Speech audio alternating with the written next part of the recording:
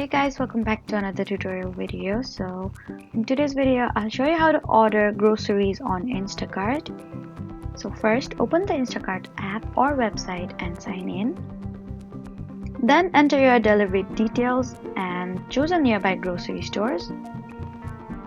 Now browse the store's available product and add the groceries you want to your cart. Once you've finished shopping, open your cart and review everything carefully. Then choose your delivery time and review any available substitutions or delivery preferences. Now enter or select your payment method and review the order total, including delivery fees and any applicable charges. Once everything looks correct, place your order. You can then track the order and communicate with your shopper if Instacart provides that option. So that was how to order groceries through Instacart.